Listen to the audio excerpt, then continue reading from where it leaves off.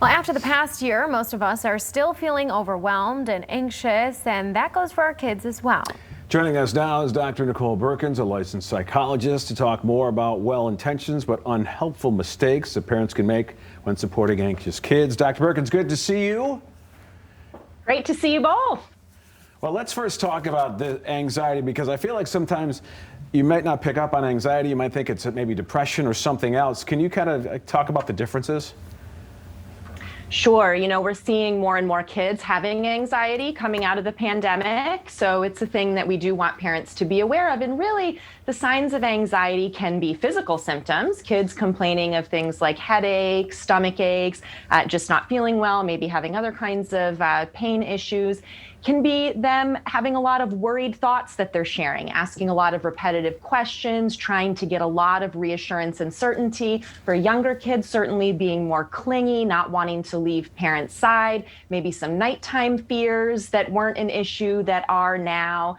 So those are some of the things that parents can look for. In teens, it can look like isolating or pulling back from activities, that they enjoyed because they're expressing that they're anxious or nervous about it. So those are some of the things to be aware of, especially as kids start getting back into activities, start thinking about returning to school, those types of things. Absolutely. That kind of leads me into my next question. I was just going to ask, what are some of the things that are making kids feel anxious these days, and teens?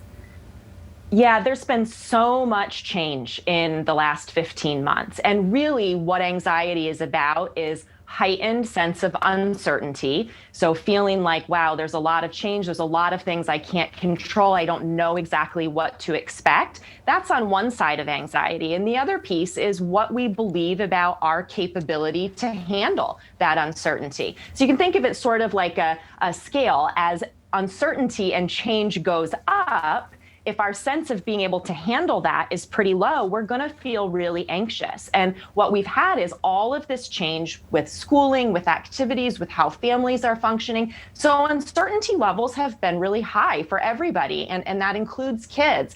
And what we're seeing now is, because of the way that kids have been more isolated, not being involved with other people, doing activities for the last year or so, their sense of capability of being able to manage some of those things, it is lower. And so they're feeling a lot more anxious because they're going, I don't know if I can handle going back into the school setting with all these kids. I don't know if I can handle leaving my parents to go to summer camp or sports practice. So that's really what's going on for a lot of kids right now.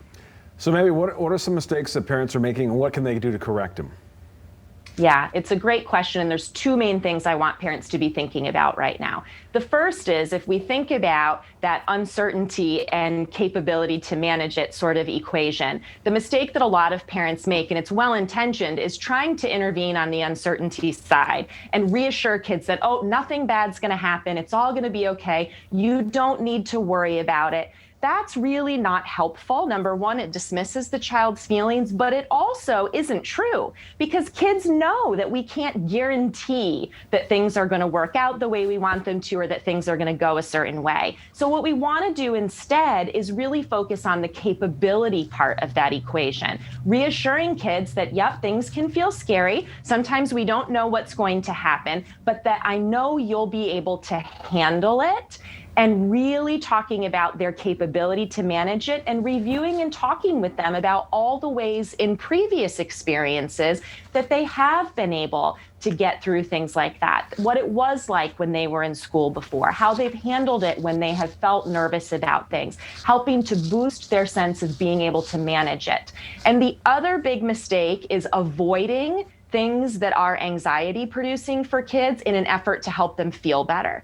As society's opening back up and kids are going to be expected to do more, I want to urge parents of anxious kids to start getting them out there and sort of pace yourself and them with getting involved in things. But it's a mistake to just pull back and say, oh, they're nervous or they're scared about it, so we're not going to do it. That actually makes the anxiety a lot bigger and a lot worse. And when school comes around in the fall, if the plan is for them to go back and they haven't eased in over these summer months, getting used to being around people again, managing those feelings that they're having, they're going to be in for a lot of difficulty then in the fall. So start easing in now and getting them used to things and building their confidence again.